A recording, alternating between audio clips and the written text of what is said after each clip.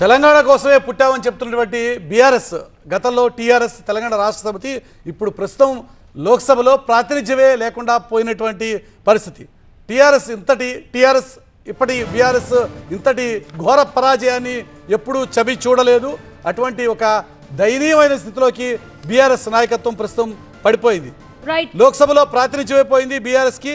Party ఏర్పాటు చేసిన తర్వాత ఇది తొలిసారి అతిపెద్ద చేదు అనుభవం.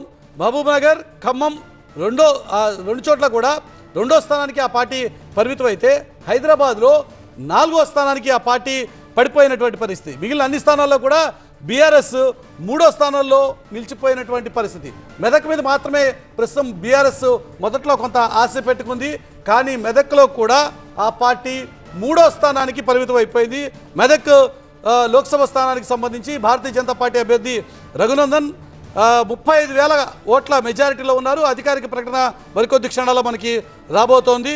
కాంగ్రెస్ అభ్యర్థి నీలం మధు ఇక్కడ సెకండ్ పొజిషన్లో ఉంటే బీఆర్ఎస్ ఆ ఒక్క స్థానం మీదే కొద్దిగా ఆశ పెట్టుకుంది. కానీ ఆ స్థానంలో కూడా బీఆర్ఎస్ 3వ స్థానానికి పరిమితం అయిపోయి వెంకటరామరెడ్డికి కేవలం 39,000 ఓట్లు మాత్రమే వచ్చి 3వ స్థానానికి ఆ పార్టీ పడిపోయినటువంటి సిచ్యువేషన్. తెలంగాణలో కాంగ్రెస్ బీజేపీల మధ్య హోరాహోరీ పోరు సాగింది.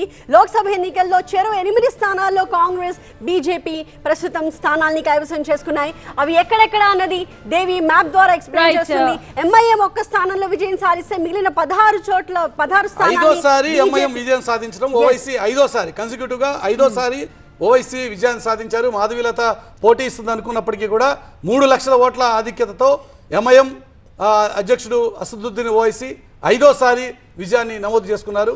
హైదరాబాద్ పార్లమెంట్ స్థానం అయితే పదిలంగా కనిపిస్తోంది. ఒకసారి 2019 అంటే మొత్తం మనకి తెలంగాణలో 17 ఎంపీ, మీకు ఒకసారి నెంబర్ మీకు చూపిస్తున్నా, ఒకసారి జూమ్ చేసుకోండి. ఒకసారి మీకు 17 ఎంపీ స్థానాలు మనకి అక్కడ కనిపిస్తున్నాయి. మొత్తం మనకి ఇక్కడ పింక్ మయం మీరు చూడొచ్చు. మాక్సిమం కేవలం మనకి 4 స్థానాల్లో మాత్రం ఇంతకుముందు ఎక్స్ప్లెయిన్ చేసినట్టుగా మనకు కనిపిస్తోంది బీజేపీ. అలాంటిది 2024 వచ్చేసరికి ఈవెన్ ప్రతి సవాళ్ళు కూడా నడిచాయి. దీని గురించి కూడా ఒకసారి మాట్లాడుకోవాలి. బికాస్ చాలా క్లియర్ కట్గా చెప్పారు, ఒక్క స్థానం కూడా నీకు ఈసారి ఎంపీ ఎన్నికల్లో రాదు అని రేవంత్ రెడ్డికి చెప్పడం, దానికి ప్రతి సవాలుగా కూడా అన్ని గెలుస్తా ఉండడం లేదా ఒకటన్నా గెలుస్తా ఉండవు. మరి ఏమైంది? ఇంతకుముందు చూసిన 9 స్థానాల్లో వీరిద్దరూ పంచుకున్నట్టుగా కనిపిస్తోంది. చూడండి, బీజేపీ 8, కాంగ్రెస్ 8, వీరిది మాత్రం పదిలంగానే ఉంది. సో గతంలో అయితే 2019లో అయితే వాళ్ళకి 3 వచ్చాయి కాంగ్రెస్, ఇప్పుడు మనకి 5 పెరిగాయి. బీజేపీకి లాస్ట్ టైం అంటే 2019లో 4 స్థానాలు గెలుచుకున్నారు, ఇప్పుడు ఇంకొక 4 యాడ్ అయినాయి. అంటే 9ని వీళ్ళిద్దరూ డివైడ్ చేసుకున్నట్టుగా కనిపిస్తోంది.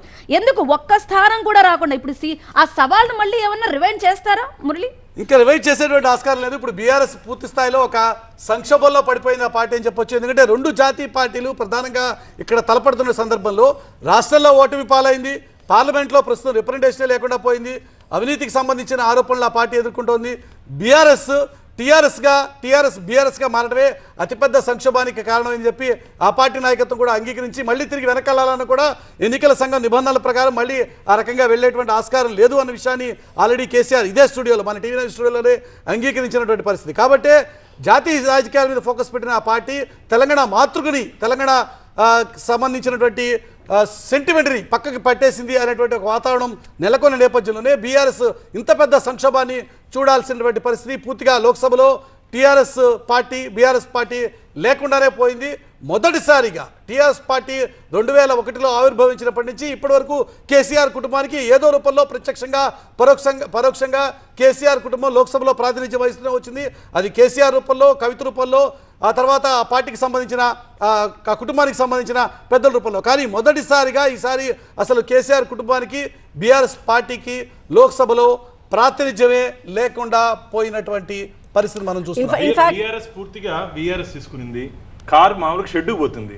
ఇక్కడ ఏమైందంటే తెలంగాణలో టోటల్ లాస్ అంటారు. ఏదైనా యాక్సిడెంట్ అయితే రిపేర్ కూడా చేద్దాం అనుకుంటుంది, టోటల్ లాస్. అట్లా ఇంకా ఇది క్లోజ్ చేసుకోవచ్చు. బీఆర్ఎస్ 2 జాతీయ పార్టీలు కలిసి బీఆర్ఎస్ కి ప్రజలు క్లోజ్ చేశారు. తెలంగాణ ప్రజలు క్లోజ్ చేసేసారు అంతే. కాబట్టి బీఆర్ఎస్ కథ క్లోజ్ అయిపోయింది. దేశవ్యాప్తంగా ఒక కీ ప్లేయర్ అవ్వాలని అనుకున్న పార్టీ మొత్తానికి రాష్ట్రంలో అసలు ఒక ఎంపీ స్థానం కూడా గెలుచుకోలేకపోవడాన్ని మనం చూస్తూ ఉన్నాం.